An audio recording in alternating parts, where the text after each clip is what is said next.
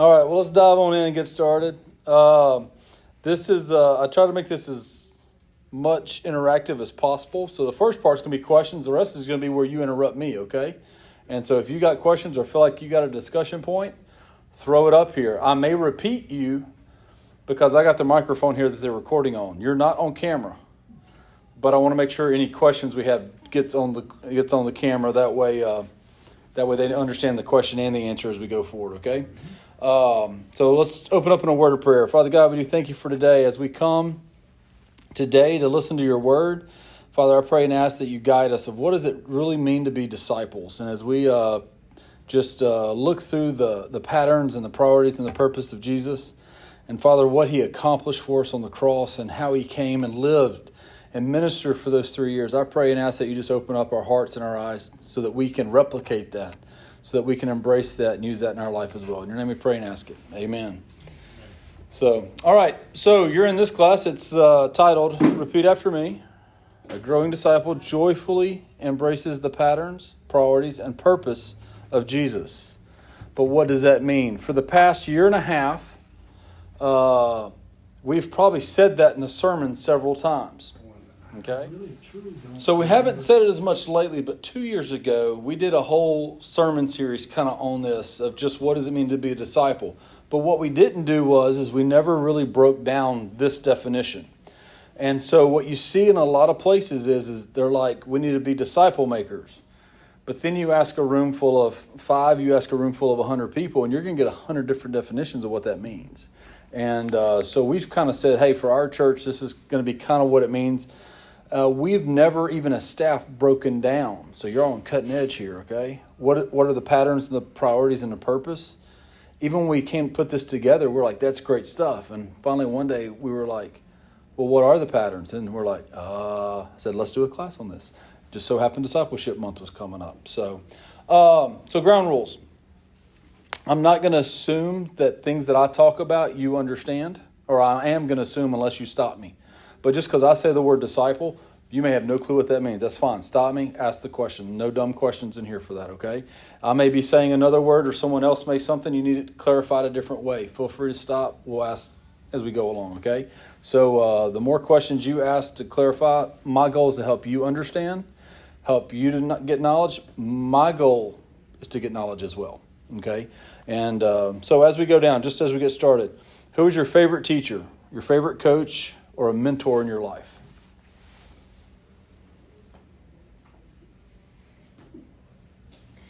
We're old. Well, I know. So you have a better shot at getting one and not being able for someone to fact check you. I had a favorite Sunday school teacher. Yeah. Yeah? And when I was about 6 or 7 or 8 years old, I'll always remember that she was very kind and encouraged me to come and do what I did. All right. What was her name? Needham? Okay. I had one named Miss Cook. Miss Cook was, I guess it was my 4th, 5th grade Sunday school teacher. So she was very good. Loved on me even when we were being bad little boys and girls. But my remote's not working all of a sudden. Huh? I think the teacher that, as far as Sunday school and what we have been taught in the church or what we have learned, actually it was one of our pastors. Yeah? And this was, I was home out of high school at this particular time. But he was an excellent teacher. And I can remember he was the type guy that he could present something to you. And as I look back now, I realize that he was extremely knowledgeable. Yeah. But he knew how to get it across. And kind of like you were saying a while ago, you never ask any question that was not answerable and or stupid. Right. I said, man, why did I ask that stupid? And I realized that probably I should have known, or it had been presented to me at some other time. But I will always remember him as a teacher, actually more so than a pastor. Really? Yeah. Oh, yes. Excellent. Okay. Anybody else? I had a Miss Newton, and they meet as a second grade teacher. And I mean, that lady just was full of love. Mm-hmm. And we had some kids that were challenging besides me, that were just boys. You know what I'm saying? Yeah. They can't be boys anymore. They cannot. They cannot. And when they do, I think back what I used to do after school, like go outside and play. Always had a game of flag football or tackle football, but my friend had a big field, and we would just take our shoes off and play in our socks. Why? I have no idea. How I had a pair of socks by the end of the day, I don't know, because they were probably so torn up, but that's what we did. And I sit and look at others, and I'm like, dang, you just need to have a little more imagination. So, but my mom just would say, go outside and play and don't come back in until dinner if your homework's done. And that's what we did. We had to go figure something out to do, entertain ourselves. So, what about an influential person in your spiritual walk? I know we mentioned Sunday school teachers, we mentioned pastors. I have Miss Evelyn Calamese. I don't know if y'all know her or not. Okay, Miss Calamese. Mm-hmm. She was a Sunday school teacher. She taught first and second grade. My oldest son was in kindergarten, Mm-hmm. and they come to get me to teach first and second grade. And I said, I'll do it for a year. I don't want to teach my kid. Yeah. And I ended up doing it for 10, 12 years. And she was... Is that how long your kid stayed in? No, it was when I left Ebenezer and came here. Yeah. That's why I didn't come when Duncan came, because I was teaching. You had to finish. You had to finish the year. I got you. Yeah, and but she just taught me so much. Yeah. And she was so patient with those kids. where does she teach at, Kathy? She was, when she was a public school teacher, she was at Natal Benny, and then I she remember went to that name. Midway. Yeah, that Mr. T.C. Calamese was her. Yes, yes. And I grew up at TC. Did you? Played with He ball and was- grew he up at was- TC. And He taught Caleb Sunday school in 5th grade. It was just the two of them in 5th grade. Wow. Wow. Yes. And And he's still in church. Caleb's still in church too. yes, he is. Oh, that's funny. Praise God. That is Because a lot funny. of them don't. Yeah. No, we had actually it was a previous church. Because I've taught Sunday school for so long, doing youth and whatnot. I wasn't ever really in a class, but we had a young adult class, and it was an attorney in our church. And he's probably about my parents' age. And he came in and just he taught the word. And he would stop and ask questions like, how does that apply in your life? So here we got a guy that's 20 years older than everyone sitting in the room, and he would just tell us, and we'd always say, man, how did he learn so much or whatever? And his wife was like, oh, he wasn't always like that. Right. Like, this is only in the past 15 years. Like I didn't grow up with this guy. So what you're hearing is new, still fairly new to me as well too. It was just God got a hold of his life one day and just said, you've got to invest in other people. You've got to teach the word. You've got to be more responsible. I think what happened is kids hit high school, and he had a wake up call too. It was one of those things of I got to model better, and but just it was just fun because here's a guy that he'd been educated. He's a guy that could argue in the ground because he's an attorney, but we rarely saw that side of it. He was just a guy that loved God and wanted to do what God wanted, and he submitted to leaders, and when he was the leader, he would do his thing, but he was just a great guy to sit under and learn from along the way. But how do you define, finish the statement, a disciple is someone who... Joyfully embraces the patterns. Oh, you're going to be the best student in the class. Do you have a reward? So, I got you a pen, take 2. Skippy dog. Yeah. Or Snickers bar. All right. I don't even believe that your sister said you were the mean one now. I can't believe that. She's the nutty one, so. Which one's the nutty one? So how do we define disciple? Because like I said, we could all have different definitions, and I'm not saying other definitions are wrong. I'm just, so how would you define what a disciple is? the term mentor, what do we mean when we say mentor sometimes? That's a good question. And I think sometimes we think mentor. Now, if you put spiritual mentor in front of it, that's different than just a mentor too. Okay. there's a variety of it, and that's I agree with that too. and so to me there's nuances with it. Spiritual mentor. Spiritual mentor would be, I would say, someone that walks with you and helps you and shapes you.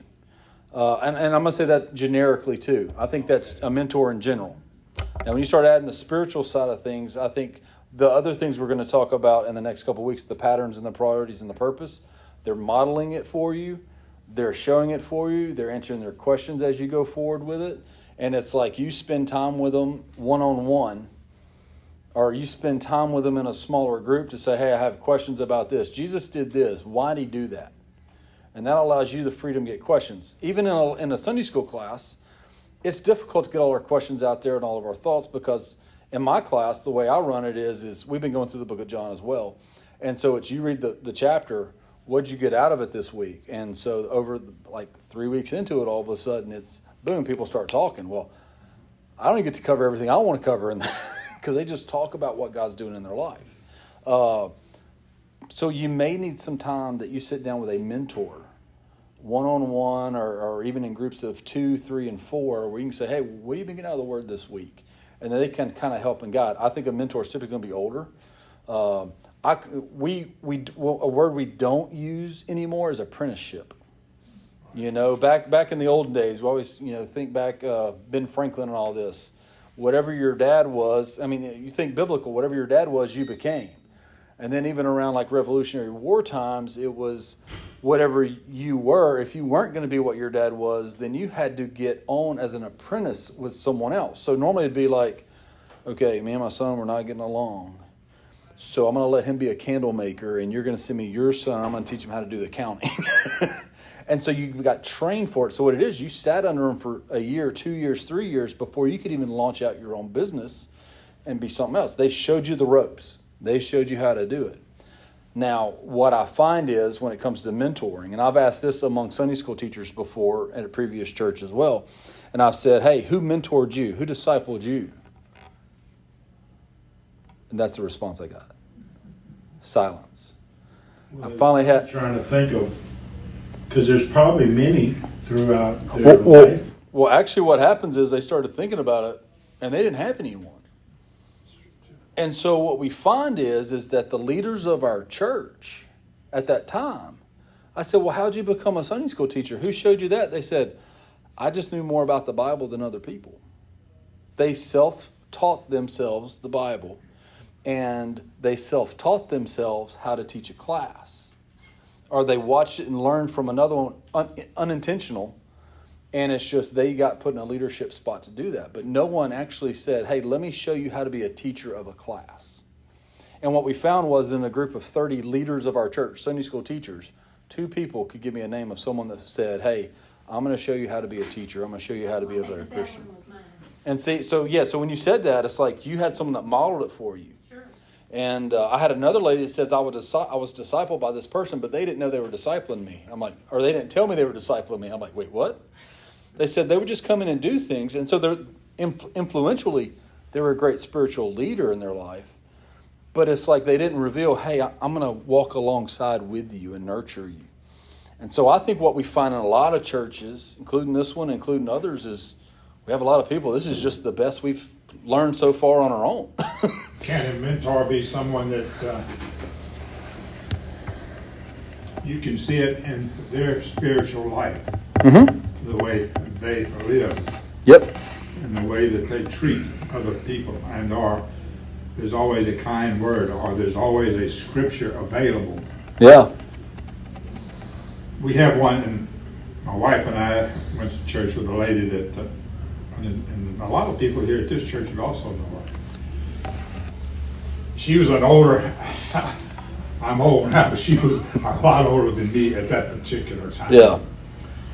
And her husband had passed away, and I used to go pick her up quite often. Didn't bring her to church. Mm-hmm. And she had a son and daughter. It was a daughter-in-law. No, a daughter and a son-in-law that actually went to the Old Woodland Park church, and she came down to church where we were going. And they would drop her off, and then we got where we would go pick her up sometime just to bring her so she would have transportation on some Sundays. Mm-hmm. Here was a woman that she had very little. And I can remember especially she would give, and I know this to be a fact, she lived on Social Security. Yeah. And what she had, I mean, to the penny, she would give her tithes and her offerings. Yeah. Something special came along, she would do that. Yeah. Her tithes and her offerings. And that really impressed me, because not only would she do that, you know, anytime something needed to be done, until she really got to the point that she could no longer do anything as far as the church was concerned. Mm-hmm. But that made a real impression upon me, especially as I was growing in my faith at that particular time. Yeah. And so we And glean I from will other always people on that. remember her. Absolutely. Absolutely. Made a huge impression in your life. Yeah. And we glean along the way from other people. Sure. And like I was telling the Sunday school teacher, he helped me when it came to, he always gave the give and talk at our church. Because he would break it down and say, hey, you know, if you haven't given, we just want you to start. Whatever that is. He goes, then we want you to work up and say, hey, maybe just try 1%. You know, work up to 10%. And then work up beyond that. Work up to giving your gross versus your net income kind of thing of percentages. He goes, and then when you get to a spot and God's called you, he goes, just give generously. Just give generously. And I was like, wow. I said, I've never heard anyone on a giving just mark out how to be a disciple of giving. and he lived it, you know. It's like he was the first one that when we would sit there and say, hey, we need scholarships for kids to go to camp, he'd walk up and go, I'm going to sponsor at least one. I mean, write the check right there for me. Because he was just a generous person in his nature. So when we talk about mentoring, we talk about discipling, it's people that invest in others. It's people that give of themselves, not expecting anything in return. And, I mean, I know that you got modeled for Sunday school, but she just didn't abandon you and say, here's the curriculum.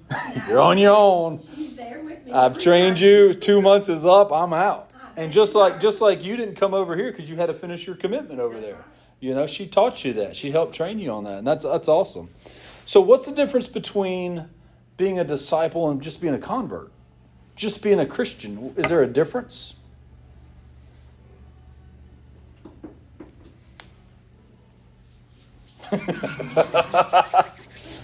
I don't think there should be. There should be there is. steps of degrees of learning, I think. Yeah. When you become a Christian, you become into God's family. Yeah.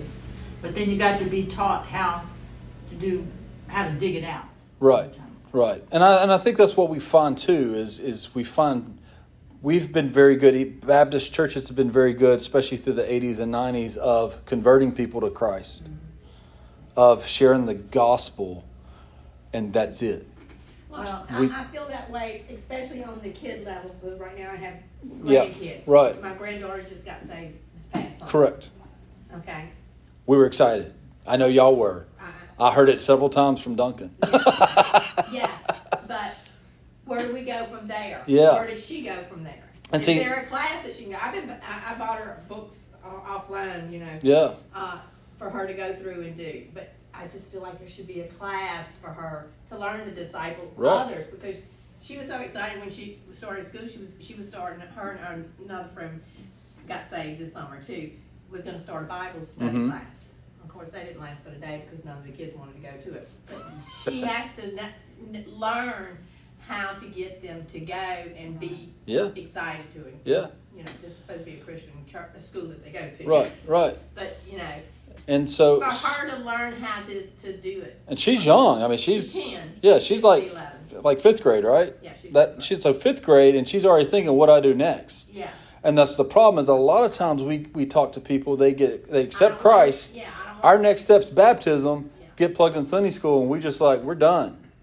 We're discipling. I think Ponchatoula, First Baptist Ponchatoula had a discipleship class after kids got saved that Yeah. they could go to. I don't know if they still have it. Yeah. I We- can tell you, I'm sorry. Okay. This friend of ours was younger, a lot younger than us, and she became saved. And she told me, she said, it was like A little later. I was going to a used car salesman. Mm-hmm. They pursued me and pursued me and Yes. pursued me. And when I got saved, That's right. I didn't know what That's to right. do. So we've gotten in the habit of looking at salvation and baptism as the finish line, Even though, not the starting point. Right, but it you know, is. there may have been but a it- clash yeah. with the point that she was trying to make, you know, that intimate relationship With someone. with someone was not, or she felt that it Right. was not there. Right. You know, so who failed in that case? And so what we've relied on, good or bad, what we've relied on is that that's what Sunday school is supposed to be. Yeah. Now with that being said, I'm not saying Sunday school is bad. Oh, no. I'm saying because I like my Sunday school class and I'm leading it. I like y'all's, but I know great things happen in Sunday school class, but there's still a level missing. There's still a level of that closer relationships, because still, even in my class of 15 people, 10 people, I can't sit there and, hey, how was your week and what were your struggles this week through every individual. I can't do that in 50 minutes. And you only have an hour. Yeah. Once a week. And I mean, I can't even get the request, much less, hey, let's talk about how to fix it. Let's see how we can improve. I do think all churches, and the one we went to, and I haven't seen it here because I'm not involved with that many young people. Mm-hmm. There needs to be some learning going on. Yes. Because, you know, people, say one kid would walk in with his shorts on, or what, oh my goodness, we don't do that in church, you know. And that sort of thing kind of led to, well, if I can't wear my shorts in here, you know, something's wrong with, you know, Mhm. that sort of thing. They need to know that however they come, it's going to be all right. And they Correct, need to know correct. How to change their life. Correct. And then Stay on it. so we've got to have the people to invest in them to do Right, that along the I way. will say this, Whitney is very good with the children Mm-hmm. back there. She is very good. She is good. And- I hear it from Weston, who is 7, so I know he's Uh, getting it. I know Weston enough. Because I go over at the beginning of children's church just to count. I know him enough that if he's getting something out of it, she's getting his attention somewhere. Because I go over and count when Mackie's not here, and it's hard counting him. Because he's here and there, and I'm like, wait, whoa, did I already count him or not? So yeah, I get it. If she can get through to him or get him sitting long enough, then great. She's doing a great job. All right. So converse, as we talked about, we look at, that's what happens when you have a mentality of, okay, they accepted Christ, we got them baptized, we're done, and we move on. That's not biblical. Put that in the book as one. Yeah, that's when you're concerned about numbers more than you ever are about really their souls. Right. Okay? But when we look at discipleship, we're looking at, I was even reading a book, discipleship begins even pre-salvation because you're creating that relationship. And so you just can't expect to walk up and give a gospel presentation. Typically, someone accept Christ on the first go-around. Back when I was doing youth ministry, they said, someone has to hear the gospel 7 times before they would even really consider accepting Christ or not. In the past 10 years, it's jumped to 13, probably even more times than that. But each time you're sharing the gospel, you're moving them closer. So that's kind of a pre-discipleship of you're giving them the knowledge, because it used to be too, growing up, you say, hey, have you made Jesus your Lord and Savior? I'm not ready for that yet. Now it's like Christianity. Jesus, I don't even know who that is. So, I mean, it's going to take a couple of conversations to get there. So you're discipling even pre-Christian when they make that choice. Then you're just carrying it on. You keep that relationship going. So as we kind of go on, though, what is a disciple? It's a servant. It's a follower. It's a student. It's an apprentice. As Bobby Harrington would say, let's see where I'm at on here. Oop, that went faster than I thought.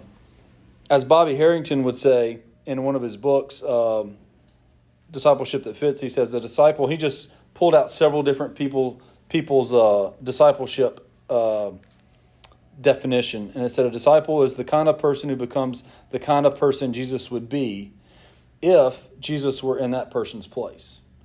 So if Jesus walked in your shoes, that's who you need to become. As if Jesus is walking in your clothes, in your life, you need to start replicating what Jesus would do. A disciple is someone who's following Jesus, being changed by Jesus, and being committed to Jesus' kingdom mission. A disciple is someone who trusts and follows Jesus. A disciple is someone that models my life around that of the master. But here's the problem that we run into is that we all have all these different definitions. We all have and even secularly, people have taken some definitions like this as a disciple. Well, they can plug it into the secular world too. So it's not just that when we say disciple, it's Christianity anymore. When Starbucks was really big in our area, coming in our area about 10 years ago, they were known as the evangelist of coffee. Because they were going to sell you on coffee and make you switch to their brand. And I'm like, man, they took our evangelism and made it into the coffee lingo. And so it's just, so when we say certain terms, we got to realize it's not just owned by Christians anymore. Our culture has been saturated so much that they can adopt them. And so we need to be very clear what we talk about. So a growing disciple joyfully embraces the patterns and priorities and purposes, the purpose of Jesus. So biblically, if we look at it, Jesus said this, come follow me and I will make you fishers of men. Now we know that verse, right? That's the verse when we talk about disciples we go to. Let's kind of break it down real quick, just for a little bit. Since my remote's not going, I'm going to give you all of them, okay? Deal? Instead of one at a time. Jesus said, come and follow me. Several of these notes I got from Jim Putman, Real Life Discipleship of the Matthew 4:19 breakdown.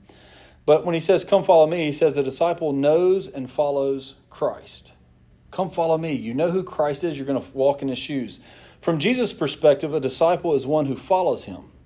Okay? So what's a disciple? It's someone that follows him. Even in Jesus' day when the rabbis were teaching, you were discipled by a rabbi. You would follow along in a rabbi's footstep. So even in the scriptures when you're reading, especially in John, even when people come up and talk to him, they're like, hey, Rabbi, what about this? It's people that are following Jesus. People that are seeing what he does and trying to replicate it. So we must recognize and accept who Jesus is, and we must place ourselves under his authority. So we are positioned behind him. For example, he leads, we follow. Come follow me. When you actually see the Psalm 23, the Lord is my shepherd, I shall not want. He maketh me lie down in green pastures. He leads me beside still waters. When you talk about the shepherd, of God being the shepherd in those times led the sheep and the sheep followed. Okay, so when you talk about the shepherd leading me to still waters, as in he's not behind you nudging you along. He's in front of you walking and the sheep just follow because they trust the shepherd. He's leading me to the green pastures. We know where he goes, we're going to get something to eat. We know where he goes, we're going to be protected. Where he goes, we're going to find still waters for us to get nourishment at. So he leads, we follow. John 12:26 says, if anyone serves me, he must follow me, and where I am, there will my servant be also. If anyone serves me, the Father will honor him. So just as we're positioned behind him, to follow is to obey. And I think that's one of the key things that we need to know is that when we talk about being a disciple, we're being obedient to what Jesus has called us to be. We're being obedient. So when we follow, we're being obedient. When we follow, that doesn't necessarily mean it's the easy path either. Okay? No one said following Christ was going to be easy because we got to change. We have to change who we are through the Holy Spirit in our life. Even Matthew 16:24 says, if anyone come after me, let him deny himself, take up the cross and follow me. Whoever would save his life will lose it, but whoever loses his life for my sake will find it. For what will profit a man if he gains the whole world and forfeits his soul? Or what shall a man give in return for his soul? So when we look at this, the first part of the definition of disciple, of the come and follow me aspect, is a disciple is one who follows Christ. Are you following Christ? And I think that's when we talked about being a convert. You're not necessarily following Christ. You just accepted Christ. But there is a response to that. In following Christ. There is. There is. Hey, can you do me a favor? Can you grab that door on your way out too? Appreciate it. There is a response to it because just as an act of obedience, you can have the act to disobey. You can. But you still have choices to make. Yeah. So even in the whole issue of follow the shepherd, there's still the sheep that wander off, right? They just put their head down and drift, and it may not be intentional. They put their head down, they're eating the grass as they go, and all of a sudden they look up and the herd's gone. They went one way, they went the other. So as we look at the next part, here we go. Jesus' intent he goes, and I will make you. Jesus' intent was to change the disciples into something different. So when we talk about being obedient, we're talking about him changing us, changing who we are. And so Jesus is going to address their beliefs. Oh, I'm sorry. Yeah, that's right. Their beliefs, their attitudes, their actions, and then shape them into his messengers. So Jesus shapes us through his word and through the Holy Spirit, because the second part of being a disciple is a disciple who's being changed by Christ. Now, we talk about Christ coming in our life and changing us from the fate of eternal separation from him. That's the convert. But we need to talk about he changes you on a day-to-day basis as well. Because when you accept Christ, you wake up the next morning, all your bad habits are still there. Right? That warm, gushy feeling that you had of accepting Christ was gone, and all of a sudden Michael Blue's standing up there again, ready to do his old sinful patterns. But by being obedient and following, he shapes, he changes, he molds. You know, there's always these songs, I think Mercy Me does a song, Dear Younger Me, looks back and he says, man, if I could have just told me 20 years ago what to worry about, what not to worry about, and about bad decisions and good decisions and what to let go and not be concerned with, he goes, I'd been a whole different person now. And I'm thinking, that's just wisdom. That's just experience. That's just someone has shaped and molded him into what he is. Okay, so a disciple is one who's being changed by Christ. And then the last part of this definition is the fishers of men. The mission, the fishers of men. So Jesus, a disciple, is committed to the mission of Christ. And the mission is the cause of Christ, or people. Jesus came to the earth to rescue that which meant everything to him. People like you and me. He came in the form of man to redeem the world, to restore it back to peace, to restore it back to perfection. Now, why he chose to come in our form versus just ripping the sky open and just saying, this is what you need to do, look at the bronze snake and you'll be saved. He came and walked and lived. I mean, he could have just come in under trumpets and chariots and thrones and been done with it. But he came and lived for a while. Because we can't say, when we're asking him for something, we can't say, you don't know what I'm going through. Yeah, He does. correct. So we can't sit there and say, well, you don't know what I'm going through, and you just want me to follow you because you just stepped in one day and said, follow me, right? But what we see is there's that act of obedience, but we see him shape the Peters and the Johns and the James. I mean, sit back and think about the apostles. I'm thinking, why would he ever pick them? Like, why would he pick me? I get it. But like, Peter always put his foot in his mouth. John and James were known as the sons of thunder. You earn that nickname. That's not just given to you. I mean, they fought on a regular basis. You had Simon the Zealot, who was a radical, ready to overthrow Rome and start a revolt and kick Pilate out and just start a war. And then you had Matthew the tax collector, who was working for Rome. Imagine those campfire conversations. They were probably not pleasant. But that's just who he knew about. And then you got Judas in the middle, who they all trusted. I know. Because he was in charge of the money, not Matthew the tax collector. But if you think about all of those things that you just said, Yeah. and look at our world today of who we have in power, do you think God is surprised by anything? Oh, no. No. But man, do I want to talk about it. But it's Doing something. he's not I know. surprised about it. Just the people that are in control, I'm just like, how do you people think like this? How can you think that this is okay? Right. But even on the disciples, you look at it, what brings 4 fishermen, a tax collector, a zealot, one that's going to betray him and listens everything that he teaches and preaches, and he still didn't get it. No. You're like old Peter with the sheep, with all the animals, Yeah. And so with all that, he still came. What brings all those people together? It's something that changed their life. It's something that changed their heart. And you still see it when Acts, when all of a sudden the sheep, with the sheep that descends, right, on the Gentiles. I got you now. All of a sudden I had a great illustration. I didn't realize you just led me to it. I thought you said sheep at first. And I was like, Peter was a fisherman, not a shepherd, but okay, we'll go with it. I can't speak. No. And so when I said sheep, I'm like, oh, that's what he said. I'm sorry. Yeah, so it completely changed his mindset of it, right? All of a sudden now it's like Gentiles are accepted. Gentiles are accepted. I mean, what makes all of a sudden you're training everything you've been taught, all of a sudden it's now not just Hebrews come, everyone come. Well, didn't Peter and Paul have a big fault? Yeah. I shouldn't say a fault. Well, they did. They Oh. got Yeah. aggravated with And each Barnabas and Paul themselves. other. That's what I'm talking. Yeah. So yeah, you see that all happen.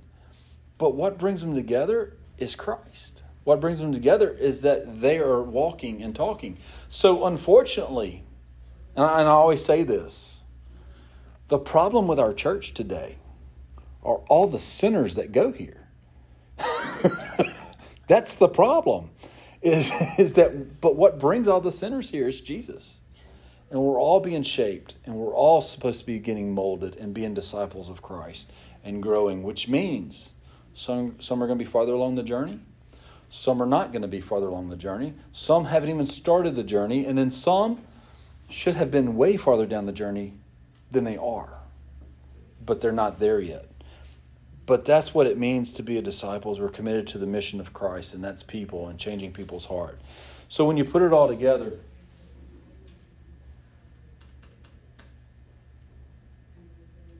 one too many. A disciple is one who follows Christ, being changed by Jesus and committed to Jesus' mission, which basically says when you follow Christ, that's the head. You follow Christ, you're accepting the knowledge, you're following along. When you're being changed, that's your heart being changed. And when you're doing the mission, that's your hands. That's the ministry that we do as we go out. So following Christ is, I know He's Lord and Savior, and I accepted Him as my Lord, as my authority. The heart part of it is we spend time following Jesus because we're passionate about the things of Jesus. He changes us internally. He changes who we are. And then committed to Jesus' mission means that we are the hands for His service. Because just as I said, I don't know why Jesus came in the way He did. I also don't know why He left and left us in charge of it. Because that next generation, the Owens, the ones that come after him, if we're not passing it down and modeling it and mentoring and discipling them, I mean, we're a generation away. You can see it in our country even now. When one generation stops discipling the other one, then we're a pagan nation all of a sudden. And then you look over at a communist nation of China, who can only do discipleship because they can't meet in church settings legally. And what you see, it's spreading like wildfire. Why? Because they meet in homes. And they have relationships with one another along the way. Used to, long time ago, they used to have cottage prayer meetings in people's homes. And I think that was a more intimate time for people to talk about mentoring, discipling people then. But then we kind of fell away from it. Yeah, and so there's certain things that we even did then, like those small things. I remember even like revival services. The revival services were great, but it was really the eating time beforehand that I remember way more of, because we would go to deacons' houses. We would eat with the pastor. My dad was a pastor. So we were invited and we would eat with the evangelist, but we'd also eat with the deacon and his family and kids. And man, we had so much conversations there. I can't remember what the sermons were, but I can remember what the dinner conversation was, and along the way. That's why I always say, I can preach the same sermon every month. You'll never know it as long as I change my illustrations. You don't remember my points, but you'll remember my stories. Because I remember the stories they would tell around those tables. And so it was just always enjoyable to listen to those. But we would glean from each other. And we would hear passions from each other of how they became a believer and how God's working in their life. Why? Because we're breaking bread together. So that's why Baptists eat all the time? Yes, ma'am. Absolutely. One more ahead. There we go. All right, real quick. A disciple asked 2 questions. That's not on your sheet. It says, what is Jesus saying? And that's the knowledge part of it. but also what am I doing in response? That's the action and doing. So the two questions a disciple should ask. And I believe there's an aspect of both. And I think sometimes we emphasize the knowledge part way more than we do the action and obedience part. And I think Sunday school is great for knowledge, maybe not necessarily for the action-oriented part of it. And I don't know if that's just because of the setting or the training atmosphere, but I think ministry and missions is where we rub shoulders together in the action and doing. I've gotten to a point where I'll say to some people, especially that like to argue with me, because I'll say something, they're like, well, I know that. I said, I don't care what you know. I care what you do. Because you can tell me all day long you know it, but if you're not doing what you know, then... Actions speak louder than words. Action speaks louder than words. So they'll cut me off mid-sentence. I'll be like, hey, you need to... I know what I'm doing. I'm like, but you're not doing what you know. Somebody think they're so smart they don't have to do. Yeah. But I think what we see is, and this is why I'm working, even in my doctoral project that we're working on, is how do we get more people involved in ministry? Because the first part of assimilation in a church is when you come in the door that we get you in church, we want to get you back. The second thing is we want to get you in Bible study. The third thing is, how do we get you plugged into ministry? Because if I can get you in a Bible study, yeah, you'll probably come back on a regular basis. But if I can get you involved in ministry, then you're going to grow in your walk with God. Because if I'm passing out bulletins with Charlie Roberts, I was using this example this week in staff meeting. I said we had a brand new young couple that was passing out bulletins for the first time. Now, Charlie could have easily sat there and said, well, this is my job. But Charlie goes, I'll be in here if you need me. And I went, no, Charlie. I said, pass bulletins out and y'all talk to each other. Yeah. Because by doing that, the young couple is going to, if they have any questions, they know they can go to Charlie. But also what they can do is they're going to get life stories along the way because Charlie likes to talk. I know. I'm going to cover the microphone on that one. But what we see is you're gleaning information off people that have done it for a while. But what we see sometimes too is people are like, well, that's my role. That's what I'm supposed to be doing. And it's like, okay, what happens when you're not here? Then who's taking that over? You haven't trained anybody. You haven't done anything. We had a kid. It was funny because Mackie was out one day and I go in account and the kid looked at me and goes, that's Mr. Mackie's job. And I'm like, in that kid's mind is there's no one else that can count people in the church. That is his job and only his job. And so I was just thinking along the lines of when we're talking about getting other people involved, I'm like, okay, who's Mackie training to count? And we need to know. It could be more than one person counting. But Mackie does a great job at it, and I'm not trying to take Mackie's job away at all. I'm just saying it's we need to be incorporating that we can get more people involved doing more things. And that way it's not just X amount of people doing everything. It's everyone doing everything. And I think you find that in all churches that certain people do certain things and they are very guarded with that job. Like, this is my job and you can't have it. Yep. I had a pastor, I was reading a book on a pastor. You know, there's the rule of if someone can do your job 80%, let them do it. He was in a mega church. He goes, if somebody can do my job 60% of the time, I'm handing it to them because I just got too much going on. He goes, but we've got to learn to step back and understand they're not going to do it how I do it. Right. They're not going to do it my way. That doesn't mean it's wrong. You know, they may pass the bulletins out upside down. They may pass them out backwards. They may just give one per family instead of one to everybody. And I've seen that blow up a church before. Because someone's like, everybody needs a bulletin. I'm like, the 2-year-old does not need a bulletin. But everybody needs one. That's how we count people. Like, that's not how we count people. But we've seen that along the way. So it's like, just train and learn. But what I see... Don't ever forget to get out the bags. And I bring those little... Have the bags ready. They want that bag. Yeah.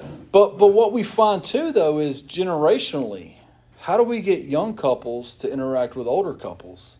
How do we get middle-aged or older, new families, new moms and dads to interact with older moms and dads to learn some things? That's through ministry.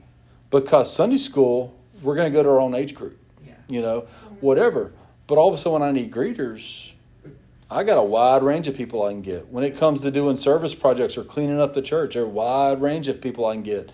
So I can definitely pair different people up with different age groups to learn and get to know each other. Yes, sir. What do you do with wore out old people that can't walk? Huh? Oh, I'll put y'all in the nursery and tell those young kids what they're doing wrong. I started teaching Sunday school when I was 15. The church had to vote that I could teach. I was too young. Oh, wow. Back then, Wow. that's right. Yeah. And I taught until I was close to 80. All joking aside, I think that is, well, you can say it's because he's an old rascal. But the point is, I think even, all right, when we came to church here, Mm-hmm. we came from a different denomination, and well, you were well aware of that. Yep. We still accepted you. You still, well, I don't know if you haven't We let you come back every we week. let you come back, but, Well, But the point is- we let you come back every week. We know he comes with you. but I will say this, sometimes it's easy to associate with people your age, but I know when we went to the class that we went to, we were accepted, and it may have been because we were old people. I don't know. I'm not going to argue that one way or the other. But we felt very accepted. Yeah. But I think sometimes, especially with younger people, we don't think. I think they should be accepted and they should be encouraged to do things. A lot of times we think, well, they're awful young yet, and they still need to go through this growth process. And that's true. Yep. But how they go through a growth process, through looking at our lives and saying, hey, Yep. I want to follow in his steps, then you've got to be willing to accept them to get them into ministry. Right. I know we used to, Go ahead. No, finish. years ago, well, right here in Hammond, we, when they used to, it was Thanksgiving, wasn't it? They used to have a citywide gathering. Mm-hmm. There were a lot of churches that did not take part in that. There were some churches that took part in it that wanted to be in charge too. Yeah. Let's say that. Yeah. But to me, that was a golden opportunity for Christians to come together, even though we may have differed a little bit Yep. in theology. But that was a golden opportunity for us to come together. And I think it's very important, as discipleship, fellowship, reaching out to those. I just wish that I had more, I could do it now because I still feel a need. That is a very important part. We've got to get out in the community. Yep. We've got to fellowship those, even though we may not disagree with it. Now, I'm going to say this politically. I don't believe in a worldwide church either, but that's neither here nor there. Gotcha. I'm not going to argue that point.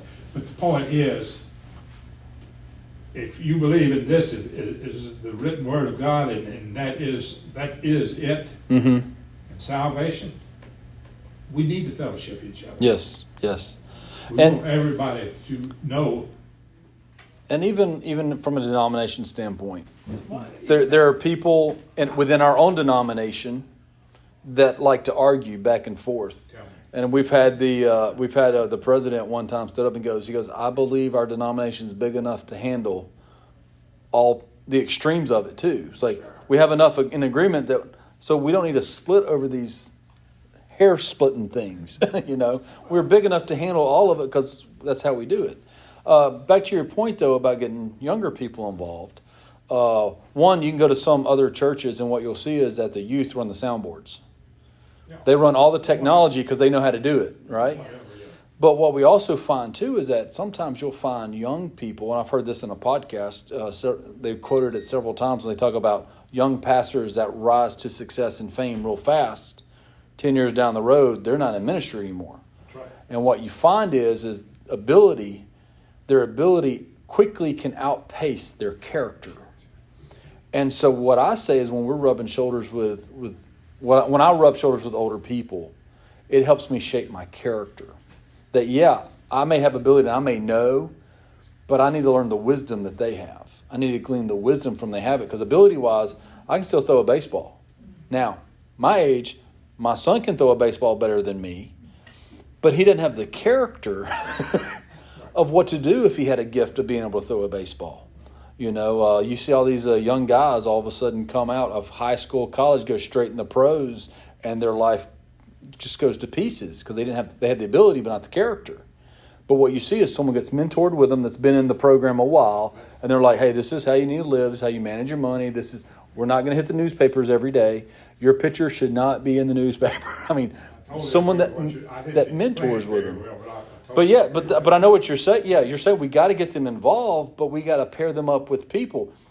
Even if they don't know how to do the technology side, if the young people are in there doing it, just say, this is the reason why we do it. This is how we're ministering. Because it's not just putting slides up. It's not just hitting buttons. We're ministering to people's lives, whether they're online or whether they're in the seat or whether they need to hear from the microphone. We're ministering so that they can hear the message, so that they can be ministered to. And that's part of your ministry.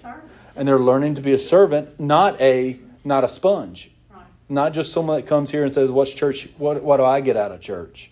It's what can I give back? What can I serve? Which is a Jesus model. Okay? So what Jesus is saying, what is Jesus saying and what am I doing in response? It's knowledge and action and doing, okay? So the 3 words I'm going to cover, because here's the main point in the next 10 minutes. All right? The rest of the time we'll cover what the patterns, priorities, and purpose are, but I want to make sure we understood what a disciple was. But there are a couple other words that go around that. Okay? Growing, joyful, and embracing. Okay? So we've been talking about what a disciple is, but some adjectives that should describe what a disciple is growing. Are we increasing in knowledge? Are you doing what Jesus says? Now, it would be easy for us to get knowledge, and I see what happens to what I call Sunday school kids. In seminary, when I did the Old Testament survey, which is just they go through the Old Testament to make sure everybody's on the same level because they don't know when you accepted Christ or not. I grew up in Sunday school. I'm the pastor's kid. I'm the go-to for the answer on the Bible quiz game, right? But when I was in seminary, all of a sudden I had a guy sitting next to me that was at my dad's church. And he's just writing down notes nonstop. And I'm like, what are you doing? I'm like, I didn't write any notes. He's like, why aren't you writing notes? I'm like, I know this. I know who Daniel is. Like, I know what's going to happen. He goes, well, I didn't get saved till I was 20. I never went to church. He didn't have that education. He's panicked because he's got a test on this. And I'm thinking, I learned that in Sunday school back when I was 5, 6. Every year we learned about that. Today, less and less children go to Sunday school. Right. So, but what we also see too is what happens if all of a sudden I'm a 13-year-old and I read all the way through the Bible? And then all of a sudden I'm a 20-year-old and I read all the way through the Bible. If I sit there just like I would do a fiction book and I'd read it and say, okay, I read that book, put it on the shelf, all of a sudden every phase of life, every issue that goes on, that's why we say the living Word of God, the Word is living because the Spirit's constantly pulling and drawing stuff out for you to know and learn about. I'm pretty sure reading the Bible at y'all's age was different than my age. But once I became a dad, the Bible was completely different to me. I thought I knew the Bible. And then I became a dad, and all of a sudden it's like, oh, he's my Heavenly Father. I get it. It's like I pray, Father up in heaven. We do all that. But all of a sudden it became real because a life phase changed. So we can't just read through the Bible and say, oh, I got that. Oh, I know that. It changes because we change, and it shapes and molds. I had a dad look at me one time, and he goes, I can't read the Bible. I get nothing out of it. And I said, well, just keep reading the Bible. Just see what happens. He goes, I'm a numbers guy, and it's logic, Bible. I said, well, there's a book called Numbers. Like, go there. He goes, I tried. It just didn't work. I said, okay, whatever. But he came back a couple of weeks later, and he said, well, I've been reading my Bible at least 3 to 4 times a week. He goes, I've gotten nothing out of it. But my kid said I quit hollering as much. He goes, I don't know what's happening, but apparently something's working, but I'm not getting it. But my kids see it. And it was amazing that he's sitting there like, I don't even see the fruit of this. But everyone around him could see the fruit. And I'm just like, just keep doing it then, man. Just keep doing it. It's working. Just keep going, right? So what's Jesus saying? Are we increasing in wisdom? What are you understanding differently?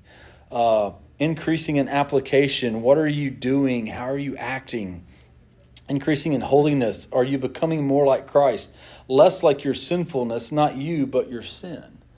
Now, I want to be careful here because a lot of times when we think discipleship, we think cookie cutter Christian.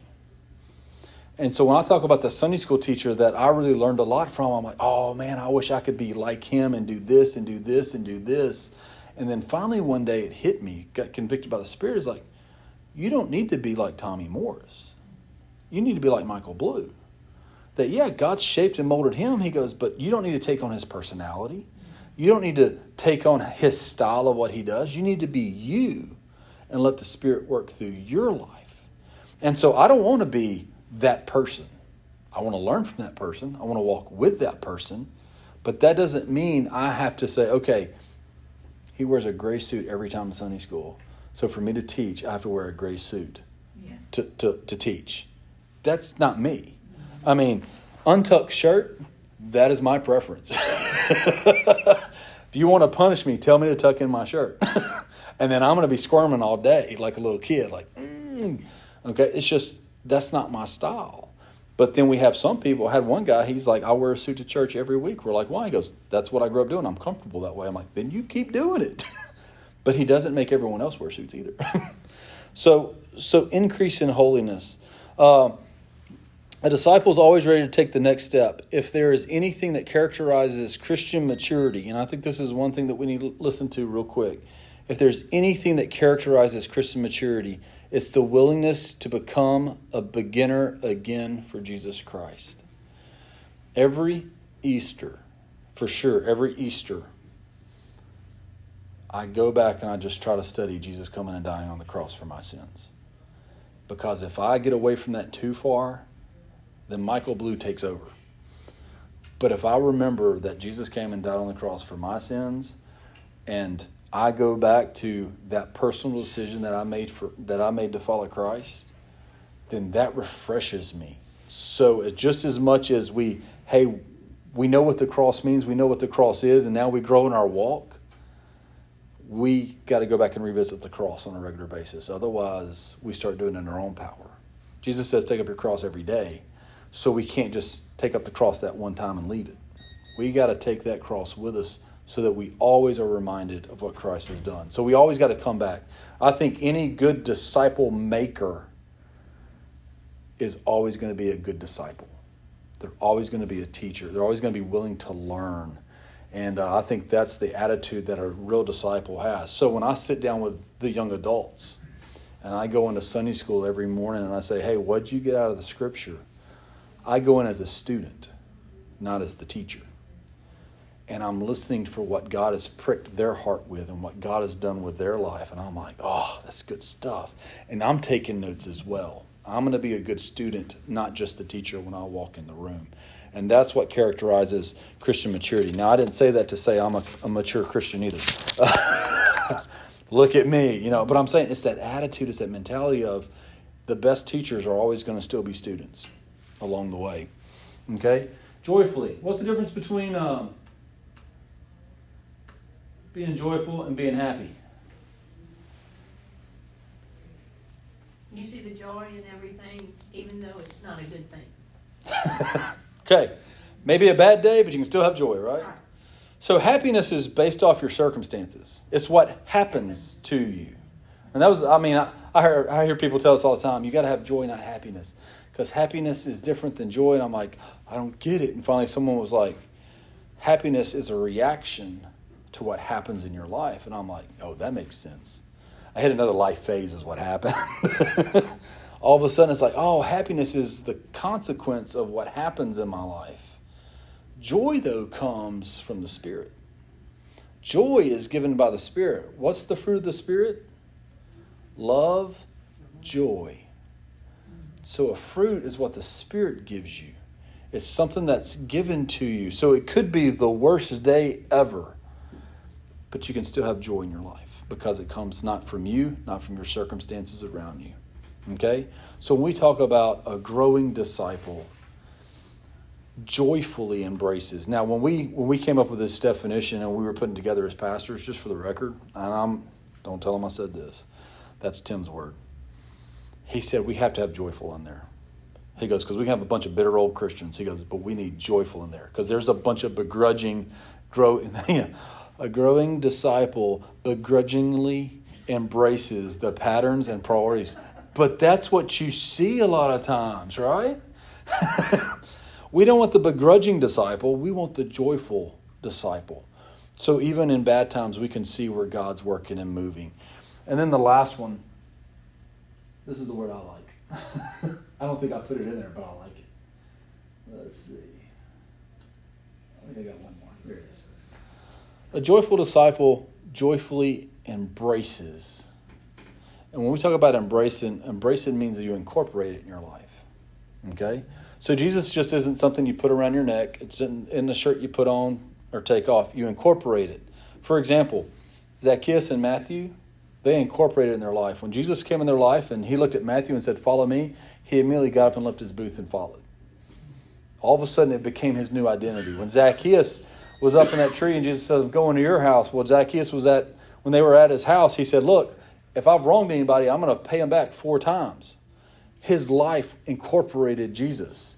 It wasn't just that he rubbed shoulders with Jesus and trying to be like the rich young ruler of like, can you just rubber stamp who I am and then we'll go good. Zacchaeus' life was changed. Matthew's life was changed. But also, embracing as a disciple means to usurp, which means take a position of power or importance by force. Now, when I saw this, I'm like, wait a minute, what does that mean? But looking at it, think about Jacob wrestling with God before he went and met Esau.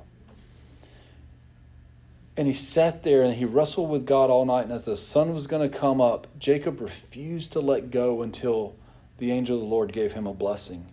And he touched and he hurt his hip. And he said, "Please give me a blessing. Please give me a blessing." He said by force, and I'm not saying that Jacob, but I'm just saying he was so desperate to get a blessing from God that he hung on with everything that he had. Now he's going to meet his brother that he had wronged. And now he's going to meet his brother lame because he's injured and he's hurt. And he's like, I need to know that you bless me because when I go see him, I need to know that you're going to protect me and that you're looking out for me. And when he goes and meets Esau greets him with an embrace. Right? So he usurps. He's like, I take it by force. The Syrophoenician woman in the New Testament talking to Jesus says, "Hey, can you come and heal my daughter?" And Jesus is kind of rude to her, it seems like. He says, well, I mean, I'm only here for the Jews. I'm not here for the dogs. I mean, you're like, whoa, like dog is a cuss word in Old Testament and New Testament days. He's like, you called this lady a dog. And she replies back and says, but even the dogs get you the scraps from the master's house. And Jesus replies and says, I haven't seen so much faith in all of Israel as in this woman. He says that twice in the New Testament, both times to Gentiles, to the centurion and the Syrophoenician woman, and the daughter was healed. She went up and just said, no, you don't understand.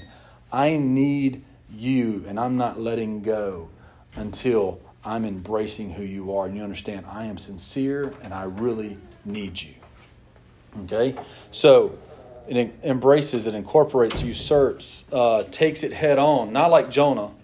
Jonah's not a good idea of a disciple. Everything in Jonah, do the opposite of, because that's what he did. God said, call, go, he went. He left. He went the opposite direction. So not Jonah, but Stephen. What he did with Stephen is Stephen said, hey, I'm a follower of Christ. And they put him up and said, what are you doing? And he just explained what he was doing. They took him out and stoned him when it was over with. But he did exactly what he did. So he takes it head on. Then he takes it up. Take up your cross and follow me, just as Jesus said. Hey, it's not going to be easy, but take it up and follow me. So a growing disciple joyfully embraces the patterns and the priorities and the purpose of Jesus. Okay? I want us to be joyful. I want us to embrace and hang on for dear life when it comes to us following Christ. And I want us to be a disciple. Not saying that we know more than Christ, but we go back to the cross. We go back and say, Jesus, teach us every day. Jesus, teach us moment by moment. But also, other followers of Christ, teach me each day. Teach me as we go forward and we move on. Okay? And make sure that we're growing as we go. All right? That's what I got for tonight.